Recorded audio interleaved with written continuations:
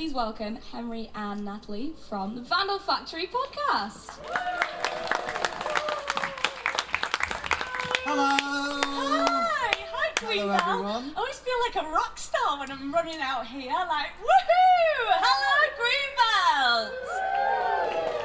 Thank you so much for turning up. Look at all of you. You have nowhere better to be. Are you kidding? It's because Beans on Toast has finished his set, so right. let's go here. If you don't know who we are, my name's Natalie Quatermass. And I'm Henry Raby. And together we are Vandal Factory. Factory. That's right, folks. We have a podcast that's about arts and activism. We talk to musicians and theatre makers and poets and knitters and plant makers, all about the things that in the world make them angry and make them hopeful. And that's helpful because the theme of Greenbelt is, of course, hope in the making. Are you feeling hopeful? Maybe. There's a maybe. Understandable dwindling of hope. It never dies, but it can dwindle, the old hope. Something we talk about over and over again to all our guests and gorgeous people that we get to talk to is, how's your hope and how is your anger? These are the two fuels that keep artists and activists and all humans going in the world, trying to make the world a better place. So Henry, no, coming to you first. No, so we're gonna while give you're them... thinking, I'm yeah. letting them know though, I'm letting them know. Give me notes live on stage, honestly. We are going to come and ask you how your hope and how your anger is, so get the old cogs a-whirring and think about something, maybe from the festival, that's giving you hope or making you really angry. While you're thinking about that, I'm going to ask Henry now, how's your hope, how's your anger? I'm pretty angry. For the listeners at home, 1,000 people cheered at that. That was 1,000 people. Can we just do that one more time and we'll edit it in? So where we live in East Leeds, there is a hotel that houses refugees, and for the 5th time in a week, the far right have been turning up and intimidating, bullying, harassing, probably planning worse, and that's making me pretty angry. Can I get a boo for the far right? And yeah, I've been out to Greenbelt. I'm feeling really guilty that last night I was here having a boogie to Nadine Shah instead of being there and being loud and present. But I know that my hope is that there are friends who are there who are saying we will not be intimidated, people are welcome in our community, we're not backing down, and the racists can just go and get in the sea. Have a little paddle, think about what they've done and change their views when I say get in the sea. Absolutely. Well, speaking of getting in the sea, this is my hope to not contradict, but to contribute to Henry's rage. My hope is that I work with a group of refugees who do a drama group once a week in the middle of East Leeds. We have people from all over the world in this group of 15 to 20 people, and they arrive. I don't need to tell you what these people's lives are like and the reality of what they're having to do. This group of adults arrive for the 90-minute session already laughing as they come through the door because they know that this is the 90 minutes where they get to play. And this is people from Nigeria, Zimbabwe, India, Pakistan, Iran, like all over. We've got at least 8 different languages being spoken, and often like translating from one language to another into English, and all sorts going on in the room. And people enter that room not only ready to play, but going, hello family, hello. And there's people that embrace each other who've never spoken the same language, but what they have done is played together once a week over the course of a couple of years. And talking of the sea, we went and did a trip to Scarborough. And it was the best day of my summer. It was 15 of us arrived at the train station at Leeds and at 9 o'clock in the morning, and I've got grown adults fizzing with excitement. We were singing on the train. Half of them had never been to a British seaside before. Most of them had never been to Scarborough. It was a brilliant, beautiful day. The tide was coming in. We had ice cream on the shore. It was fabulous, and it was so busy in Scarborough, but everyone was chatting to different people, playing with children in the sand. We got a bit lost. It was chaos. Local people chatting and telling us, oh, you want to go get that bus down there? No, what you want is the 4C. Get out there. You'll Barry the driver. He'll let you know, right? It was beautiful. It was a thing of beauty because people are good. People are good. People are good, Oh, good. and the joy and the hope will keep us going. That was our hope and that was our anger. But how is your hope and how is your anger? Anyone feel brave? Want to share something that's making them hopeful? Maybe it's a group or a... Yes? Yes! Shall I go? Red neckerchief, you go first. My community around me. I got nicked by the cops a couple weeks back, and even before I got to the station, they'd taken me off all of the confidential group chats. They took care of me outside the prison. They waited. It was amazing. Wow. Give me a cheer for community! I won't ask what you were nicked for, but was it doing something righteous and right on? Probably. Yeah, We let's had give a them Palestine a big teacher. round of applause. Right on. Excellent. Any more? Yes. Brilliant. This person here. John Bell reminding us that it's Christian to be subversive. Ooh. Give me a cheer for being subversive! Excellent. Great. I love this because we get to see what kind of thoughts and constellations are happening in your festival. Person with the cap in the back. Oh yeah, I've learned that hope is not just a wish. I've learned at Greenbelt that hope is about being active. Yeah. And actually, I work for a union, and I should be active. I should be an activist. I've really struggled with that word. Hope is a verb. Hope is a verb. Yeah. Do you want Not to just give a a shout word. to your union? Yeah, Unison. I work as a schools convener. So it is about. So I fight. I see the injustices of. If any of you are a teaching assistant, you know that this day and age, it's not just sticking and gluing and stapling and photocopying. It's far more than that. Thank you very so much. much. That's Thank you terrible. for There's no your moving contribution. around. Henry Raby, I think that's enough hope and anger. It might be time for you to do your own thing. I'm going to do my own thing. So, while you get ready, Henry's an only child. Give me a cheer if you're an only child. They joined in with a group activity. Well done. Well done. He's also a poet, so that's sort of a solo activity. So we make fun of him, so he likes to do his own thing. Usually on the podcast we have a jingle at this point that says, he's doing his own thing in that man's voice. Hang on, we've got the legend here himself to do it, so you're all going to join in with, he's doing his own thing. We're going to get you to do it. Come on. 1, 2, 3. He's doing his own thing. Oh, you can do better than that. 3, 2, 1. He's doing his own thing. Excellent. That's Because I counted upwards instead of downwards. That's confused people. what I So I wrote this poem in the last day. Also, anyone attend Maddie Morris's workshop earlier? Songwriting workshop. So it's a little bit inspired by that. We're waking up with sore jaws. We've got tension in the bones, a tight gut like a bloke's brute fist. Because last night my broken battery brain tried to figure out a solution. Because there is poison in our communities, poison in the air, a pollution of hate in our lungs. So we sip our sugary tea in the morning and stare at our phones, scrolling for hope. An uphill trawl against an algorithm fishing for anger. And then we come across a reel of a nice greyhound, and the greyhound's doing a big stretch. Everybody say, big stretch. Big stretch. Anyway, back to the doom scrolling, back to the anger. And outside the window, all the lampposts of Union Jacks dragging us back to despair.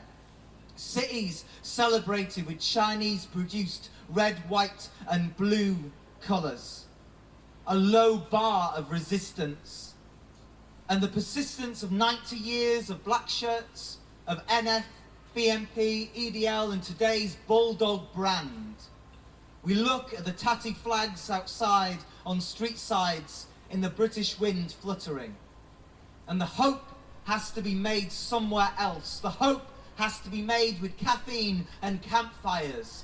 A place with low signals and a lighthouse in the dark. Thank you very much. Cheers.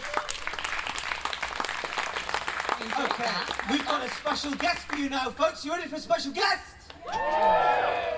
So alongside the wonderful Hannah who's over there, give a shout out to Hannah. Hooray! This person curates and programs the Rebel Rouser stage. Can I get it? Ooh!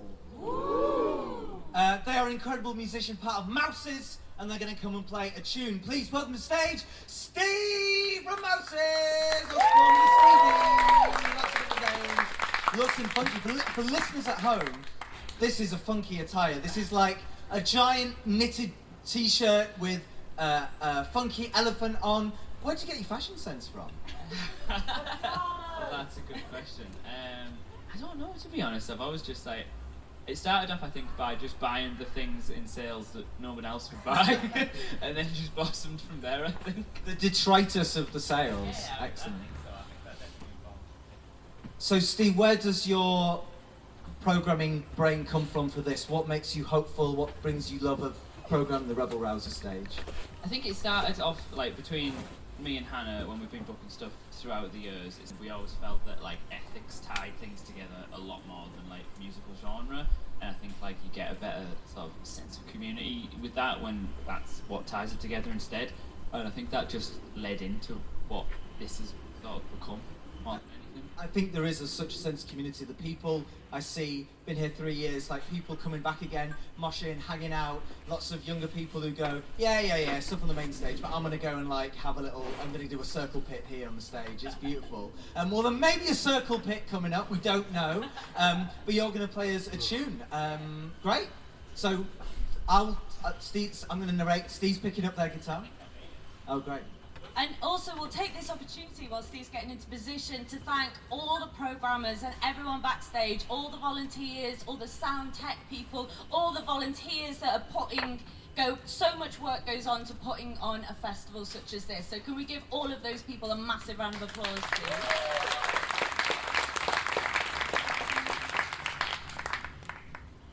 Hello, wonderful. I'm going to play a Mousa song now. It's called Edison. It's the first track off our newest album. And it's kind of an anti-bullying song that I wrote a long time ago. One sick lullaby, two dead alibis. We sing hush-a-bye, baby, when the bow breaks innocence. How bow vigilance insignificance now. One sick lullaby, two dead alibis. We sing hush-a-bye, baby, when the bow breaks innocence. I bow vigilance insignificant. Oh, fuck him, I see red again. Fuck you, Edison, thank you for your time. It's permanently infrastructure, raising hell, inventing skeletons, no self-evidence, exoskeleton hanging from the branches of a culture drenched in insecurity. Just be who you wanna be.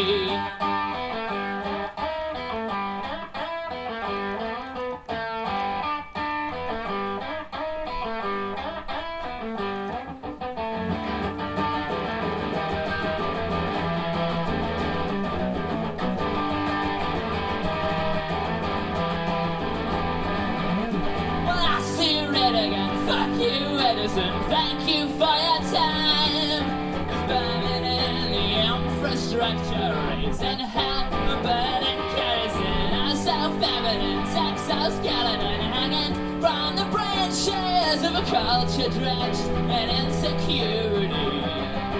Be where you wanna be, I see red again. Fuck you, Edison, thank you for your time.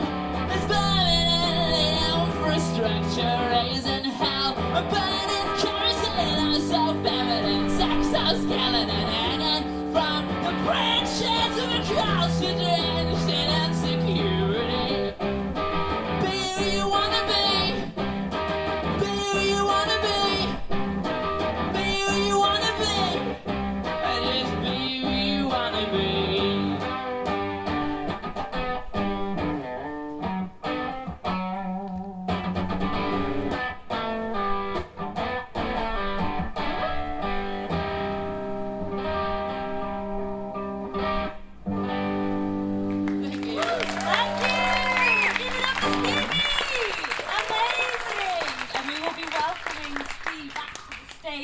At the end of the show. So now it's time for our second guest. Henry, are you going to do the introduction? Yeah, so our next guest comes from Gaza. Give me a cheer for the people of Palestine!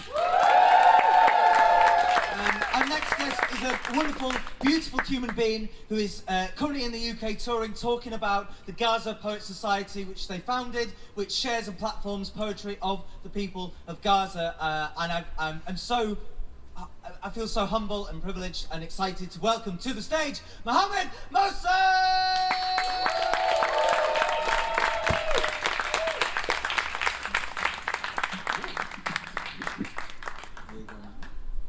Hello. Sit on Little the musical end. chairs. We've done this before where we sit on either side of the guest and it's a bit intimidating because, you know, we're so scary. So go on the end. How are you doing today, first off? Is this your first Greenbelt? Yeah, my first time, and a wonderful place and a wonderful festival. Thank you for having me. So let's start off, Mohammed, talking about the Gaza Poets Society. Simple question. What is the Gaza Poets Society? So, I was an English literature student, unfortunately, and we were looking for a place to read and share poetry in English and in Arabic. Most of the poetry communities in Gaza would share poetry in Arabic and classical poetry of Arabic, and it was not my thing. So I was looking for a space where I could share poetry in English and in Arabic, where we could do stand-up comedy like you guys doing up here, and That's We very do- kind. We stand up comedians. or art, share whatever we want to share in both languages, and the audience would be somebody like us who might enjoy these shows. I did not find that place, so I decided to create that space, and we managed to organize a few events in Gaza at that time, and it became a well-known poetry community in Gaza. So far we had 3 poetry anthologies, and yeah, what else could I say?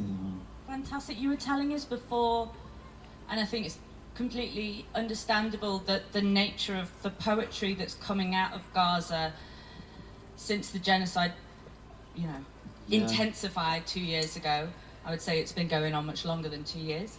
Has the nature of the poetry has changed. Can you tell us a little bit about your reflections on that? I agree. I think this genocide will change the Palestinian poetry coming out of Gaza forever. We found ourselves talking about famine a lot, talking about kids burning in tents, talking about death a lot. The Palestinian poetry in general was about resistance, was about exile, and identity, and many other themes. You will still find these themes in the Palestinian poetry coming out of Gaza, but I think I've been editing a lot of poetry and reading a lot of poetry by the members of Gaza Poets Society, and it was all about famine, death, and was something new for us to talk about as Palestinians in Gaza. So it will be maybe a new genre of poetry. Do you find that community that are writing, are they a mixture of ages, genders, other people writing for the first time? Absolutely, yeah. We have everybody, and it is growing right now, and I think it is the main poetry community in Gaza. So more than 100 members of Gaza Poets Society we have right now. Wow. So, And in terms of the people you're reaching, I know your poetry book arrived at our doors, and we've been reading the book. Is now a good time to get the book out? Do you wanna Well, wave it? so I bought this book online, and it's got some of Mohammed's poetry in. and I was shocked. And I was like, I've literally never seen this book before in my life.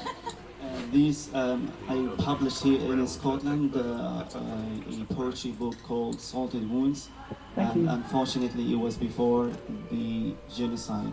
So I'm going to read you today from My Death Is Not a Song You Sing from the second poetry collection by Gaza Poets Society. And you publish a lot online, right? So this is like reaching an international community. Yes.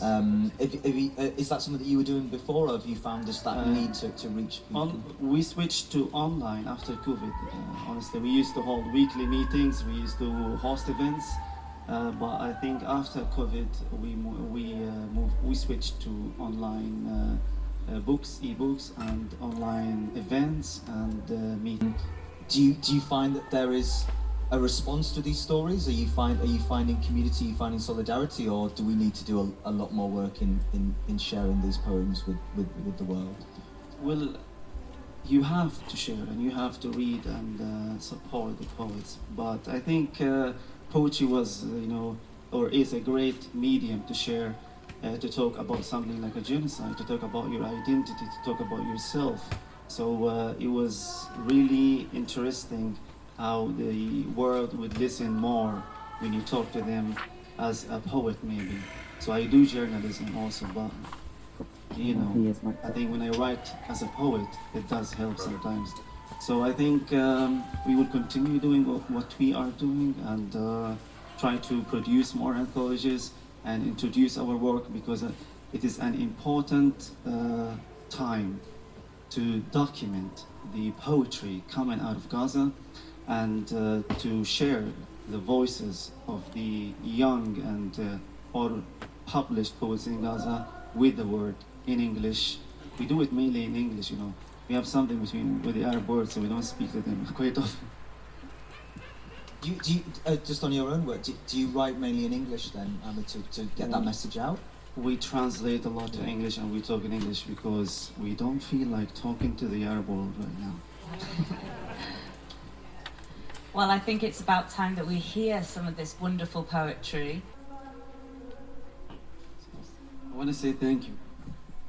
My Death is not a song you sing. It's not a march for you to walk in. It's not a shirt for you to wear. With the word, forget where I am from. I don't care. My stolen life is not an abandoned city besieged by a weeping sea. I can hear you singing. I can see you dancing. Remember not my name, but the names of my kids who you killed. They were carrying my death. Or the land that you've turned into a graveyard of a broken souls and mass graves. My death is not a song for you to sing.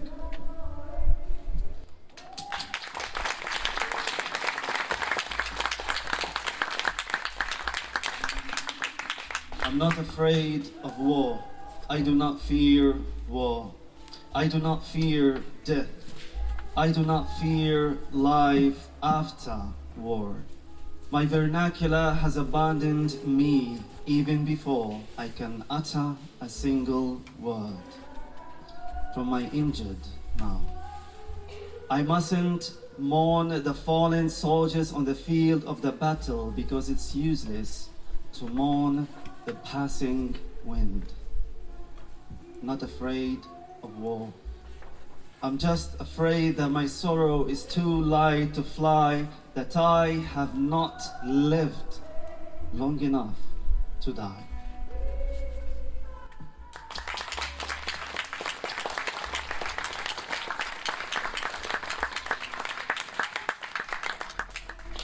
To write poetry on genocide. To write poetry about a genocide, one must engage in dialogue with their cold body twice a day. Read the tongue of a flaming cities at noon when death is loud.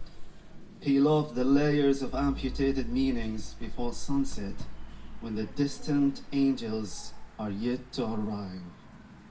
And pick out the unseen sorrow in the quietude of mothers dwelling in graveyards on Thursday evenings. One must step on their poem twice a day and soak their poems in the blood that stains the hospital tiles. One must tread over the grave daily to write poetry about a genocide.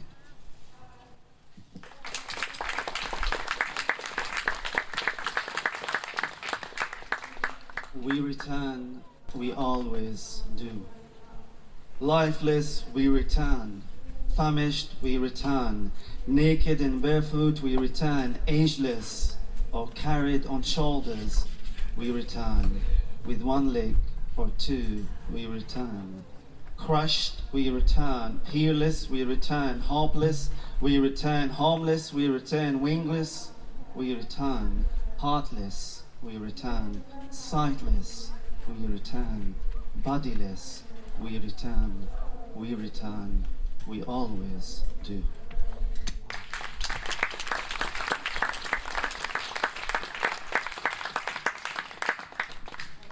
Salty prayer in salty summer. The sea fills my eyes with the tears of children in northern Gaza. I no longer know the language of the slaughtered seagulls or the embrace of the broken waves.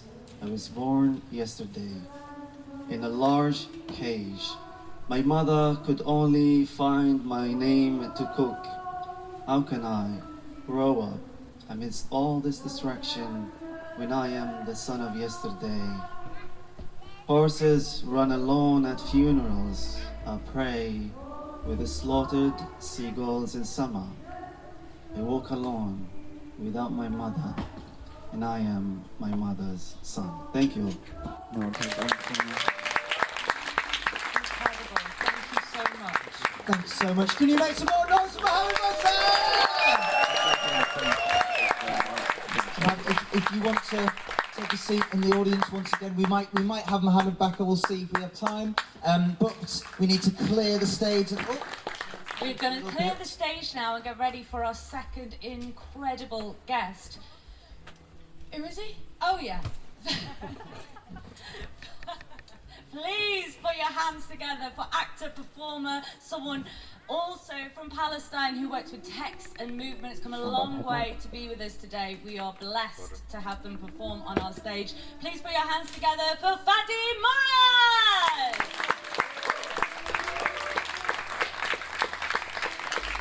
We'll get out your way, shall we? Am I doomed, dear Father? My fate seems to be sealed. In this world that makes men wary of other men whose intentions are but humane. You have warned me of imitation. Yet it seems that while my blood is still red for the love I seek, I will be the one who is outcasted. For am I blind, dear mother? I have not yet seen your touch, let alone felt it. Memories I have never experienced are passing through my body as if I were the protagonist. But this world treats me as a villain.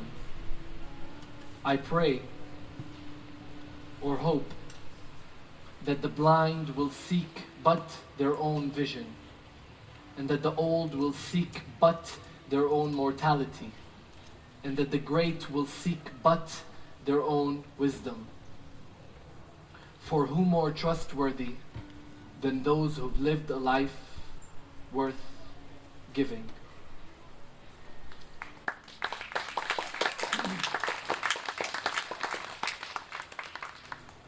I was once 9 years old, and I was sitting in the corridor of my room,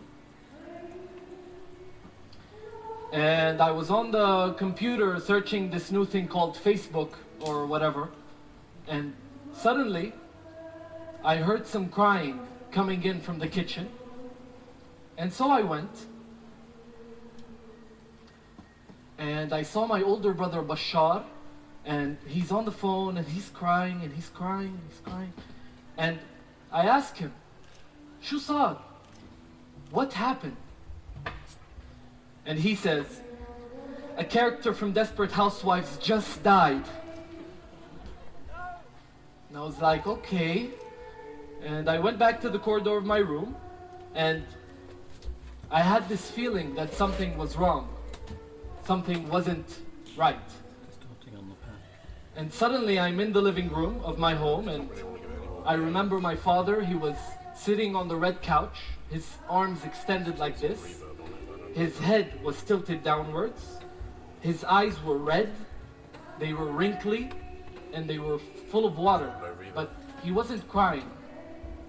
And I was kind of sitting opposite the couch with my knees on the couch, and my brother was somewhere here, and there were lots of people around the room, and I'm asking, what happened? What's going on? And then someone had said that mother had just died.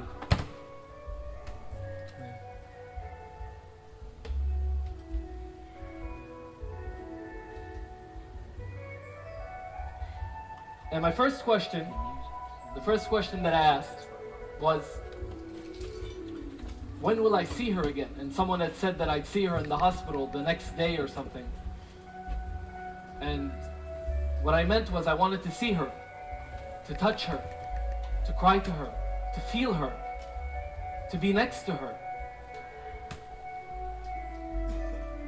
And as a kid, I still had that hope that I would see her again.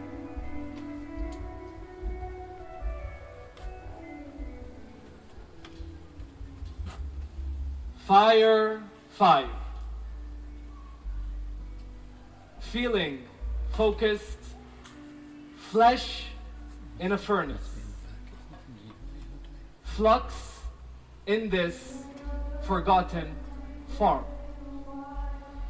The firmament will find me flying, forcing myself to fall forward, because backwards I'll be sure to break my back, borrowing blessings from bastards.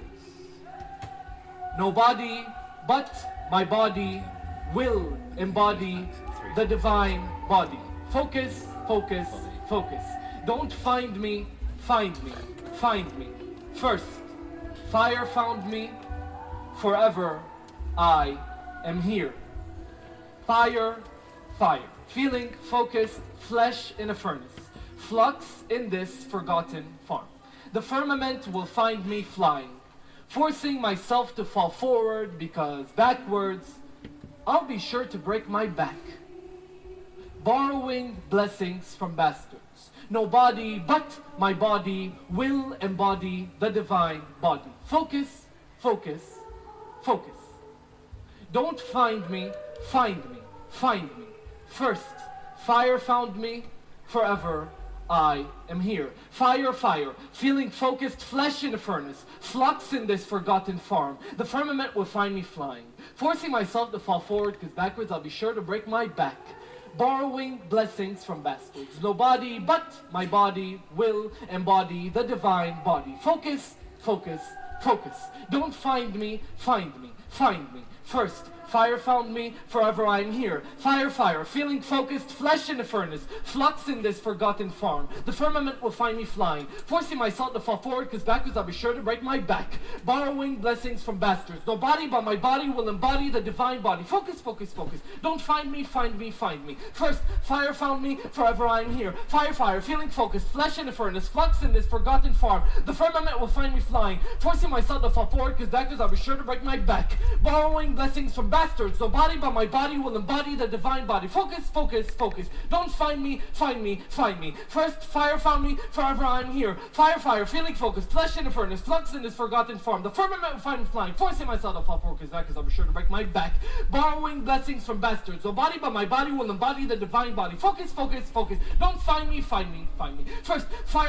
forever I am here. Fire, fire, feeling focused, flesh in the furnace, flux in this forgotten form. The firmament will find me flying, forcing myself to fall forward, because I'll be sure to break my back, borrowing blessings, bastards. Nobody but my body will embody the divine body. Focus, focus, focus. Divine, fire, first fire from me. From right here, fire, focus, station, first, focus, ground, fire, force myself to fall forward, because back, so sure, break my back.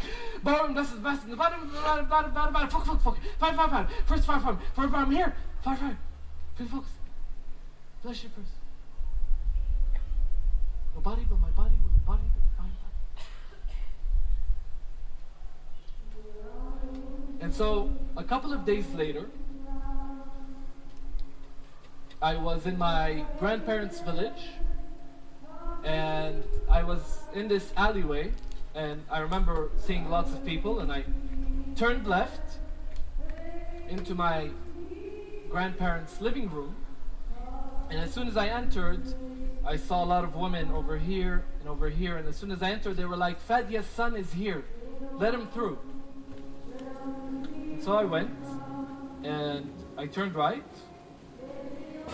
and this was the last time I saw her. She was dressed in white, her arms were crossed like this, her eyes were closed, and she looked very calm and peaceful. And her mother was kind of next to her head, and she was slapping her, telling her, "Fadia, wake up, Fadia, wake up." And then she told me, "Go on, give her a kiss." And I went down, and I gave her a kiss.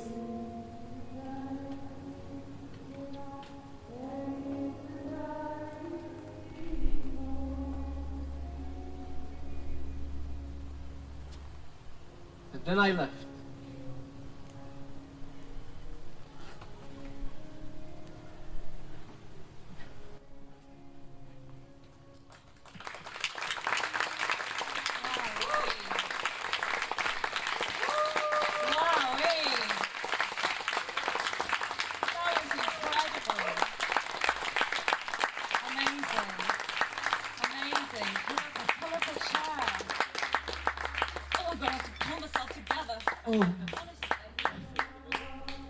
If you want to feel intimate, yeah, sit on here. I thought you were going to get my chair for me then. Bloody hell. Wow, Right. thank you so Wow. much, Fadi. You okay? You okay? Yeah, I'm okay. So you've just been up at the Edinburgh Fringe Yeah, Festival. yeah, You've been performing. Yes. Can you tell us about that piece? Yep. Like, is it part of a larger piece Yeah. where, well, presumably it's very autobiographical, but so just tell us a little bit more about the origin of this piece you've been working on. Yeah, so there in the Fringe I created a longer piece that was about 35 minutes, and it's a combination of two works. One that was created in 2022 that you just saw, that was also cut a bit, and then the first part was introduced recently, and then another piece that was created 2023. So 2022 work was called Holding Water, and then 2023 was called Come Back Home. I don't know how much to get into the specifics, I think, because... Please do. That's specific. Okay, so in the larger piece, I talk about my mother more and who she was. She had a PhD in hydrology, and she was basically working on, because water is vital in the Middle East, so between Gaza, Israel, West Bank, and Jerusalem, she was the main person to be dealing with this, And in 2009, she passed away in a car accident. In the longer piece, there's more like footage, and my father is a musician. He also plays some music with me on stage. So I just tried to make something just a bit more smaller here for that fits the vibe. It was incredible. Thank you so Yeah, much. thank you, And I think a real first for us. Yeah, it was amazing, wasn't it? And yeah, I think a real first for us in the Vandal Factory to have a performance that's involving movement as well. So we'll probably have to describe what's happening for the audio listeners underneath. So I look forward to ruining it with my descriptions of what you're doing. Right.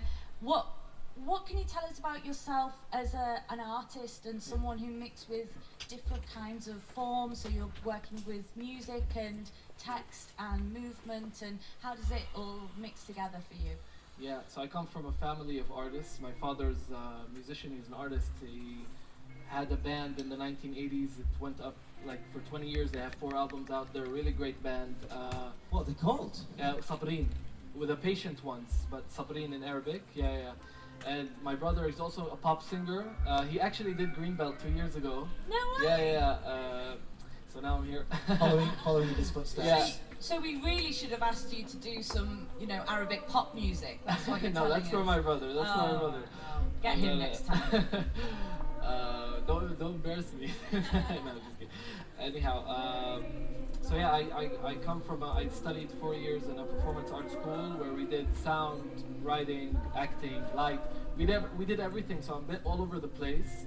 while I see my father, he has his oud and he's playing every day, and I'm like just always, I'm doing sometimes sound, I'm writing sometimes. I don't feel like I have a consistent practice. Maybe the consistent practice is just working every day and putting in something that kind of develops what I'm doing.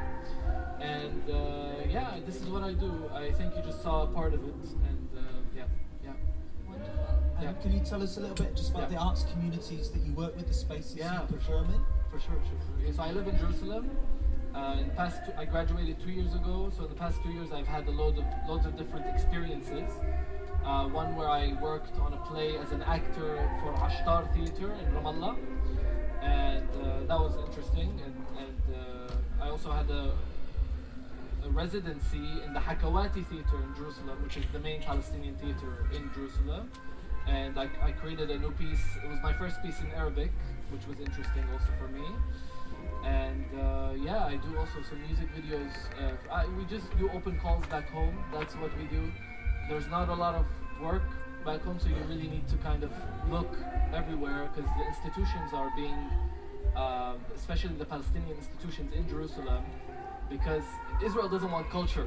So they don't want culture to thrive, and so they make it hard on Palestine. So my father has an association right now, non-profit organization for art, music, and culture, and they make it really difficult for you to survive, like rent and where you get your money from. And of course, Palestinian organizations don't want to take from the Israeli municipality.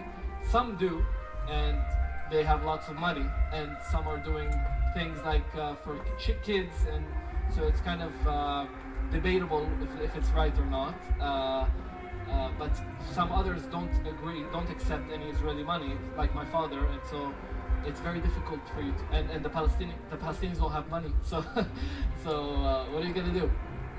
Yeah.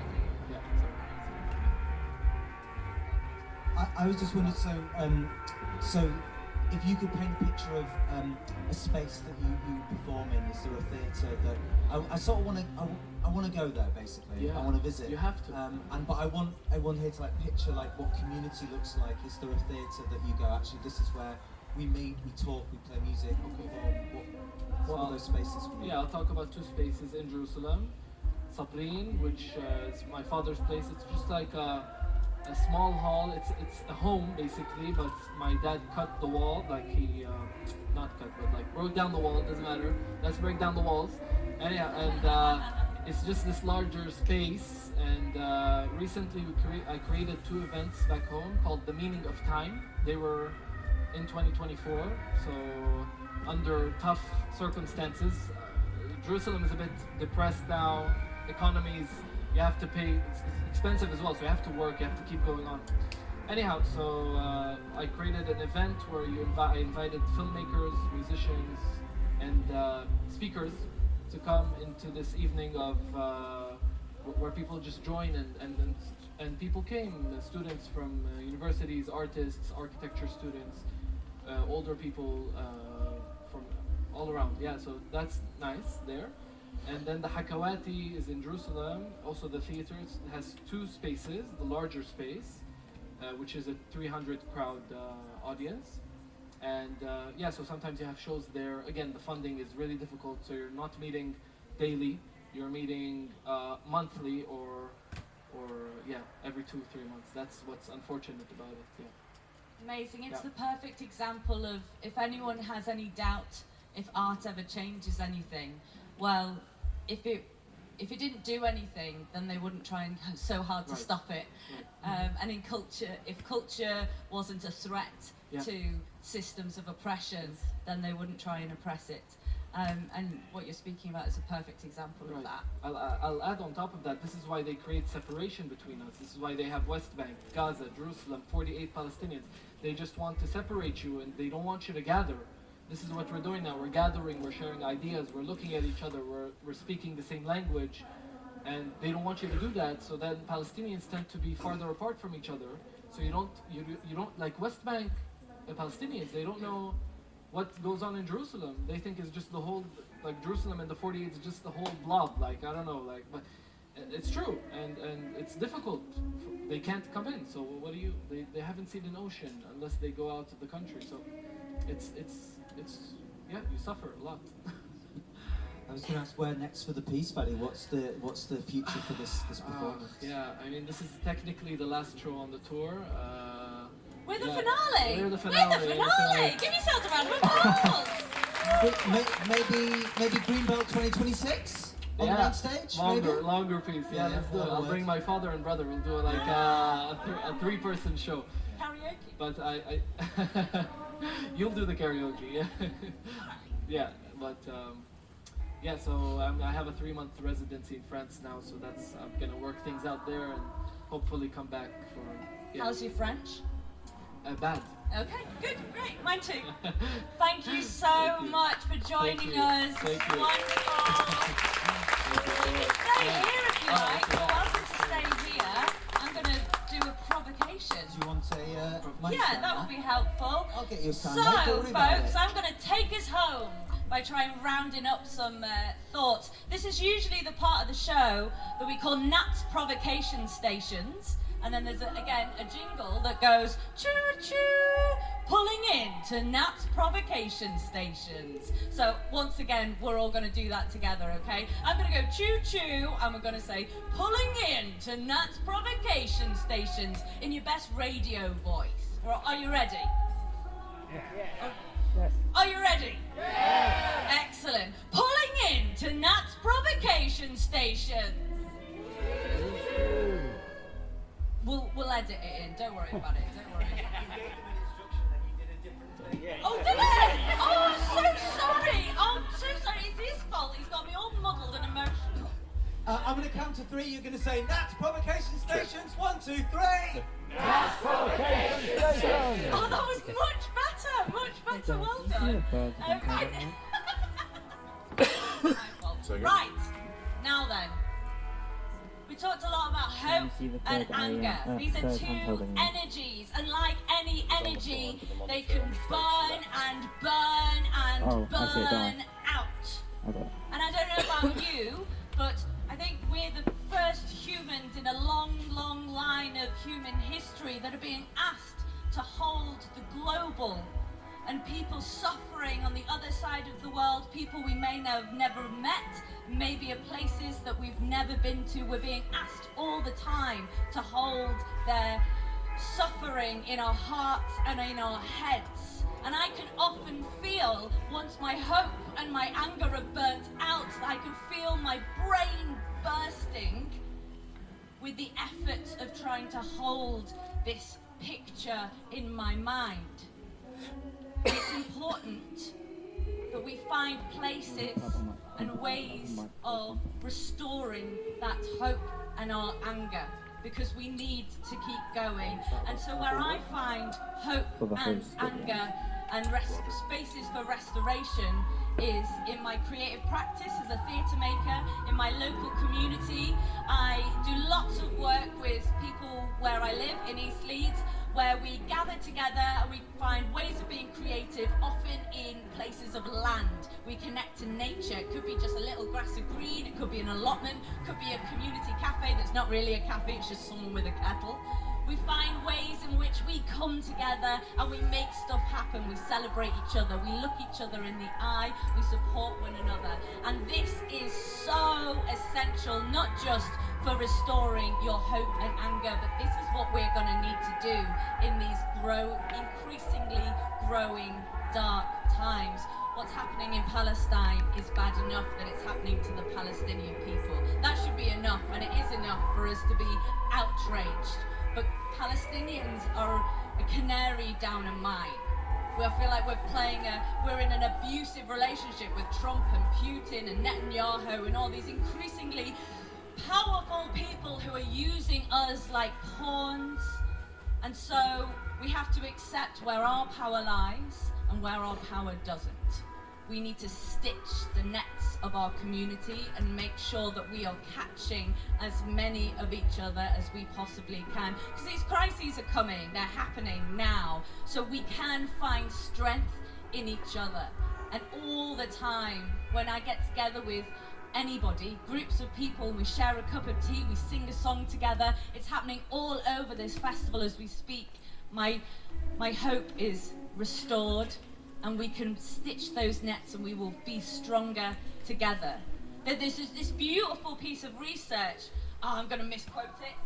It's by Brownett and Evans in 2020, for those of you that like to get these things correct. They talked about the strength of community festivals for bringing people together for overall health and well-being of a place. They talked about how it can create conneffin, which is, I hope I'm pronouncing that right. It's a Welsh speaking, it's a Welsh word. How do you know that? Is it an Arabic and Welsh? Conneffin, meaning sense of place. Oh no, not conneffin, no. Conneffin, different. Is any Welsh speakers? Kanafa. Am I saying it right? Anyway, it means sense of place or habitat. That's what community festivals can create. They create spaces for participation, they can create spaces for being together and transformation. And I think that is ever present everywhere as we walk about Greenbelt. It is beautiful to be in such a gentle and kind space with you all. So I invite you for the rest of your festival, please look out for these things. Are we finding a sense of place? Are we finding a space for participation? You've all joined in with your jingle. You did well, that's participation, tick. Have you been together yet? You're all sitting together, you look pretty, you look chummy, that's nice, isn't it? And transformation. I hope that you all leave this festival feeling transformed and restored, and we can go out into the world and speak truth to power and do whatever we need to do to keep reaching out our anger and our hope and our empathy and all our rage and solidarity across the world. Thank you so much for coming and speaking to us tonight. The end!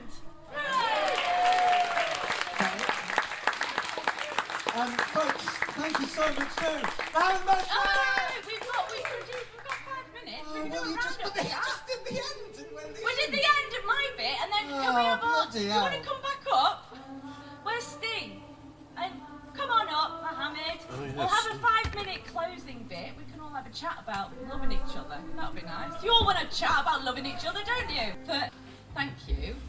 So I think our final closing question would be, in these darkest of dark times, what is it that keeps your cup full, and how do you find the strength to keep going and to keep believing in goodness when there is so much bad in the world? Would anyone like to take a stab at that? Okay. I mean, when I see nice people like the people out here, they are, I mean, the people in Gaza would know nothing about you guys, where you are, who you are, but you're gathering here because of the Palestinians and you want to listen to them and you care about them. I think this is so beautiful, and to see people from all over the world in solidarity with Gaza and the people of Gaza, this also warms the heart. So thank you for coming out, and thank you for showing the love however you can, and thank you for all the creatives around the world who gather to create art in solidarity with Gaza and the people of Gaza. I think this warms my heart personally, and this gives me hope, and yeah, thank you guys.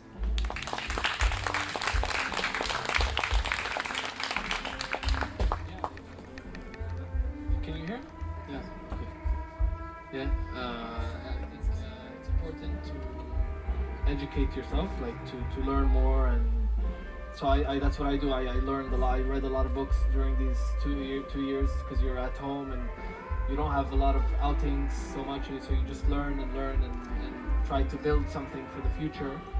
So I think hope as well, is just to have hope and faith that something better will come. And in people, although right now it seems that everyone's out to get you, and you don't know who's on your side, and so that's scary. Yeah, I think,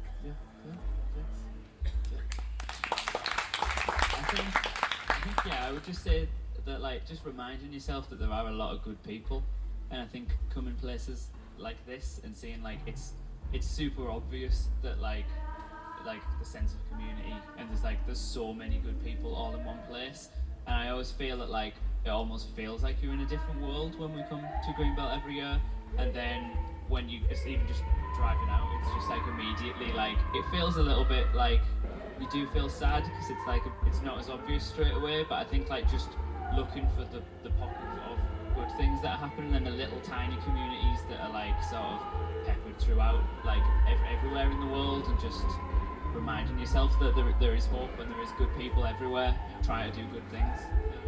Brilliant, thank you. What a wonderful 3 final comments of the whole show. Thank you so much. Thank you to everyone for coming. We've been Vandal Factory. We've got some zines and some patches. Please save and subscribe and tell all your friends, it means the world. We've been Vandal Factory, you've been Henry Raby, I've been Natalie Quatermass, you lot have been you lot. Steve's gonna finish the song.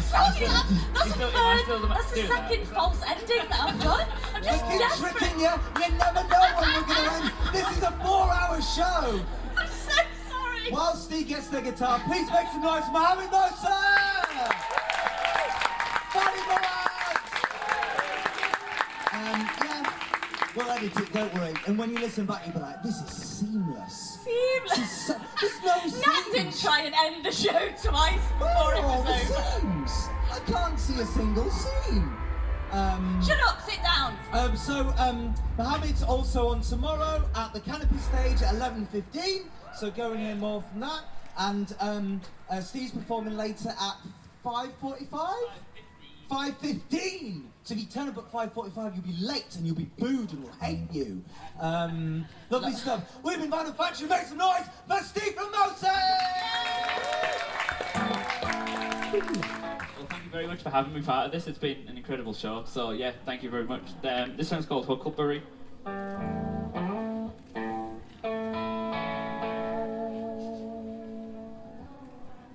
Cauterized by the words of Thomas Dixon, tilt my hat and I'm Huckleberry Finn. A moral epithet to deconstruct the system.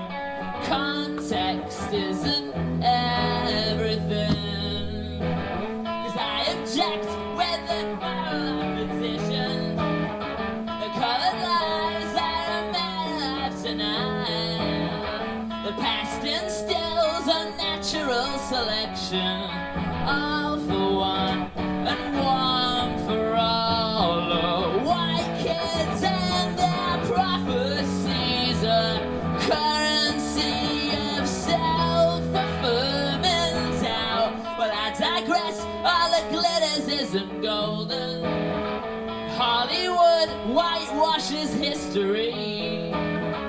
Paint a picture of post-emancipation and chalk it up to violent tendencies. We're all the same in the eyes of Mother Nature. She doesn't know how to segregate the world. Well, I won't pretend to understand the feeling, but I should know my worth. As blood drips down the foreshaft of every man, and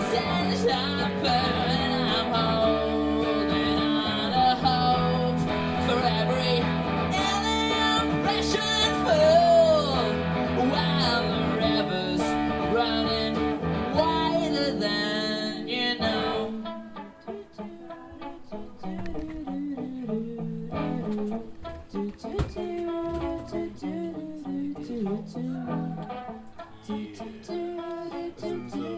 The small ones, the big ones. Yeah, pretty sure that deals. Small ones, big ones. Well, something like that. It's like that.